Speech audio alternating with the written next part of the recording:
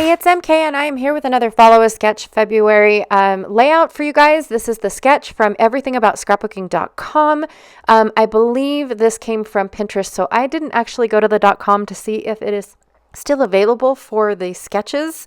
But I love blank sketches like this, you guys. I know I said it in my preparation video, but I really do because it's such a blank canvas. So for the start of my blank canvas, I'm going to use the 6x8 rub-ons from the Everywhere collection. I also have a couple of die cut pieces that were from the die cut pack. So I've got a journaling square, a tab, a couple tabs, tickets, another circular journaling spot, some stars that I cut out from that blue foundation paper that was in the not in the collection, but available for the collection. A couple little wordy bits. I mean, just all sorts of fun stuff picked out from the die cut pack that was available. I also have these more rub-ons. They also came from the same 6x8 rub-on set. I just cut these ones out. One was from like the collagey bits, the wordy bits, and then the longitude, latitude pieces, which I love. I have a couple scraps, some blue scraps, green scraps, all sorts. I'm going to try to see if I can make some of these work. I'm not really sure yet exactly because the sketch doesn't really call for any kinds of strips or pieces like this. So I don't know yet what I'm going to do, but I'm going to see if I can't make them happen. I have, I don't know, 4 or 5 photos, 6 photos. I'm not really sure. Maybe 5 photos. I can't tell now that I'm flipping through them, but they were all of them. They just landed they didn't just, they are actually putting away this hot air balloon, and I am just fascinated with how many people showed up. It was in the balloon, there was only 2 people, and then all of a sudden a whole caravan of folks showed up to help pack up this hot air balloon. I've got 2 pieces of white cardstock. I pulled out a piece of this blue foundation paper, and I'm going to use the orange and the green with my circle cutter. So this is how I'm going to get my large circles out on the sketch, or from the sketch, is use this Creative Memory circle cutter, and then I've got my blades inside this box here.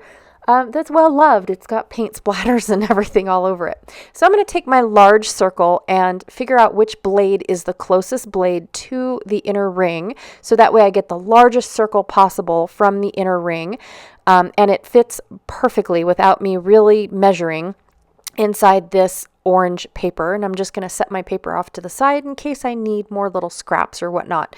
Now from this blue paper, I really wanted a lot of this blue gorgeous texture or print to be shown on my layout. So I cut it a little bit larger than what the sketch shows because honestly, I just really love this blue paper. I just really do.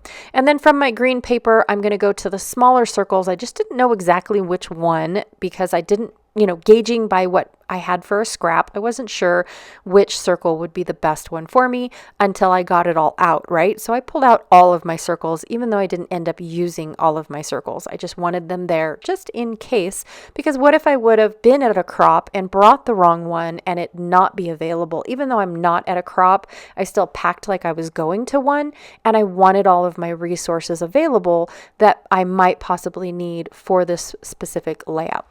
All right, so now that I have it all laid out, I did cut apart all of these paint splatters from the rub-ons and scattered them around based off of color. So I put some of my orangey ones and green ones. I just wanted to make sure that I had that gorgeous color scattered throughout my entire layout. I really did want to make sure that this was a bright and colorful layout like the hot air balloon was on the other layouts that this is going to be paired with.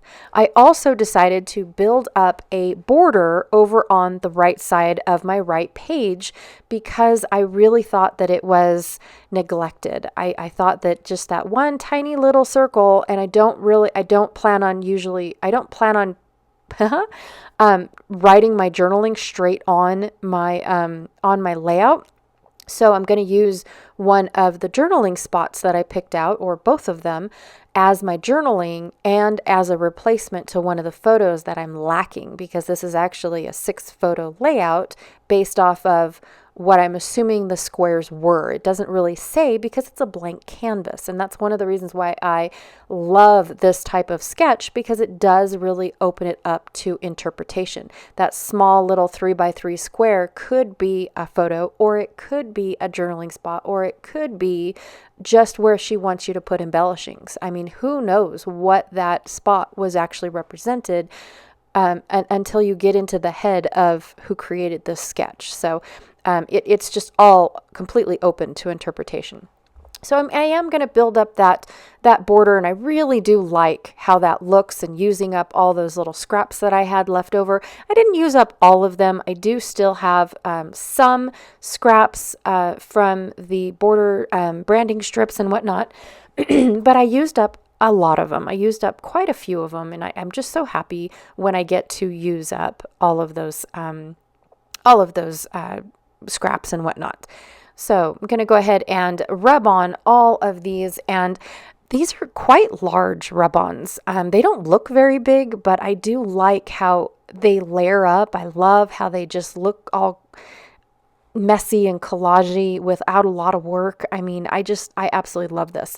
And then here's where I made the decision to go ahead and put my photos down. And I'm also going to put my rub-ons on top of my photos and my, on top of my circles, on top of my photos. I really wanted it to make it look like I made a mess on this layout on purpose. I really wanted that intention in this look. Now, it's not as vibrant when I put the rub-ons aren't as vibrant when I put them on the photo, but I do like the look that it gives me to have those embellishments be a part of the whole layout instead of snuck underneath a photo or something like that. And then it just looks like I slapped photo on top of a pre-printed layout, basically. So I like interacting with my elements and whatnot. So I'm going to do the same thing over here. I went ahead and I put my photos down because I wasn't really sure where everything was going to go. When I first chopped up all these rub-ons, I just basically took them and divided and conquered to make sure that the coloring looked cohesive, like the coloring looked like it blended all the way across.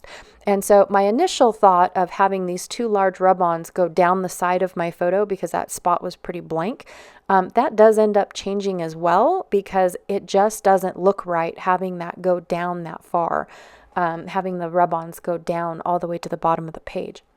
So that does end up getting changed here in a minute, as soon as I am done putting my last little bit of rub-on on. And then I will finish the layout for you guys. It's just I wanted to share this part with you guys, because even though I thought that I had it all planned out, the plans do change midway, right?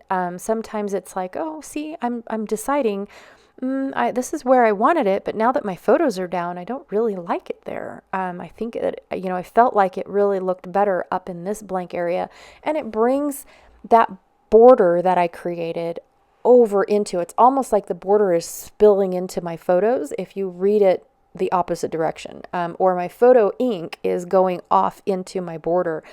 However you want to read it, I just really like that effect. I also love these longitude, latitude, or whatever they're called, strips. And so I'm going to fill this gap between my photos and the paper with this strip. However, one of them was upside down, like it was meant to go on top of the, on the top of your layout instead of the bottom. And I wanted both of them to be at the bottom. So I had to briefly cut off all those numbers and switch it up real quick and put the numbers up on top, because I didn't want them to be upside down. I could have just put it upside down and nobody would have noticed except for me. And of course me saying that I'm doing it, but instead I did it right, and I flipped the two pieces, and I have my one at the bottom, and now I'm putting my numbers up at the top. It was tedious, yes, but I'm okay with that.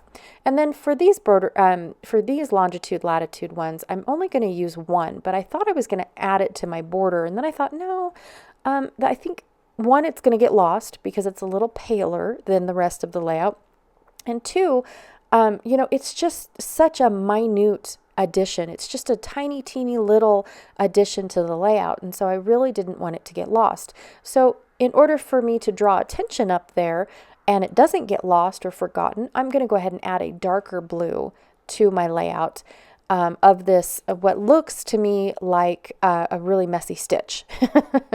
I think it's meant to look like a border with stamped cancel stamps from postage, but I'm not really sure. It is kind of tiny. I just really like I like the look of it. And then all these little sayings that I found in the die cut pack went perfectly with all these photos. I love the fact that it says, "We're not lost. We just landed." Because of course you really can't get lost in my tiny little town.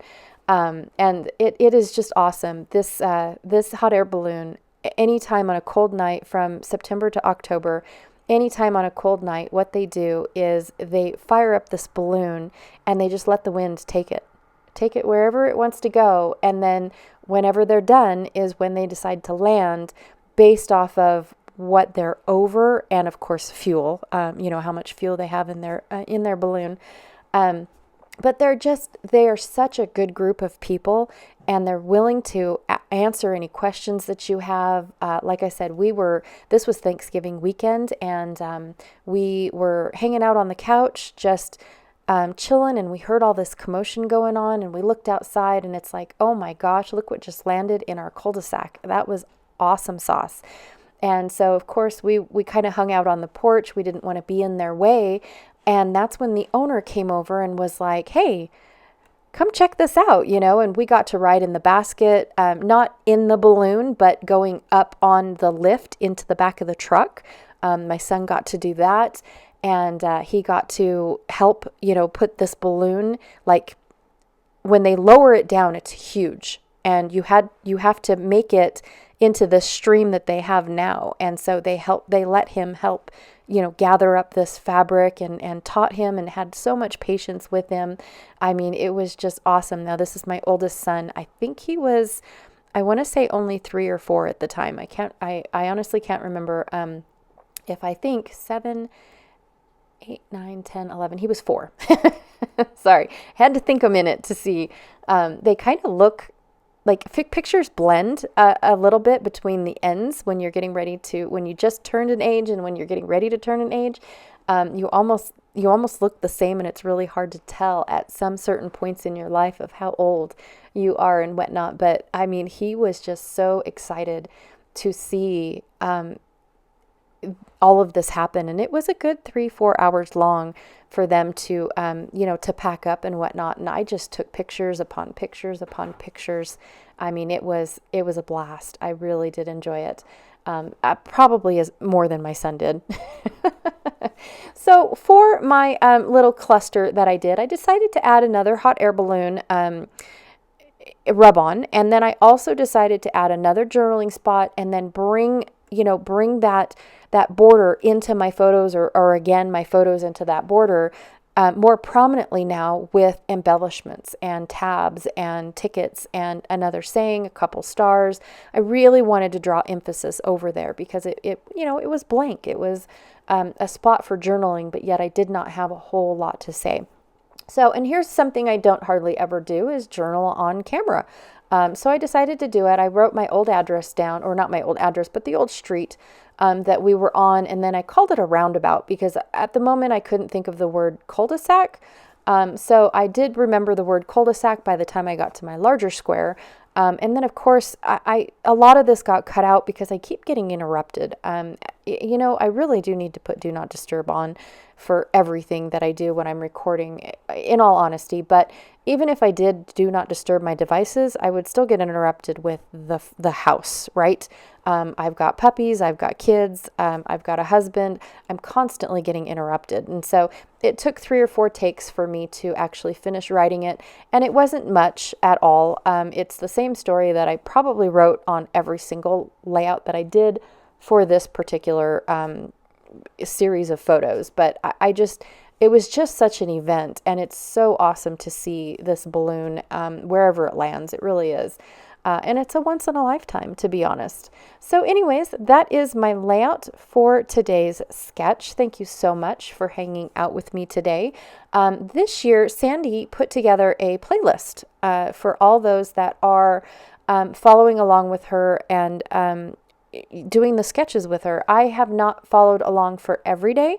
But when I do, I will pop my video into the playlist. I kind of like that because then you don't have to, you can follow the playlist rather than keep clicking on people's channels to see if they have a new video. And it just seems to me like a whole bunch of back and forth. So I really do like the invention of a shared playlist. It's just so much fun. So anyways, thank you, Sandy, for this awesome, awesome sketch. It's one of my favorites out of all the ones that you picked, even though I do end up liking all of them. The blank canvases are always my favorite. And as always, thank you so much for hanging out with me today, and I will check you guys all later. Bye.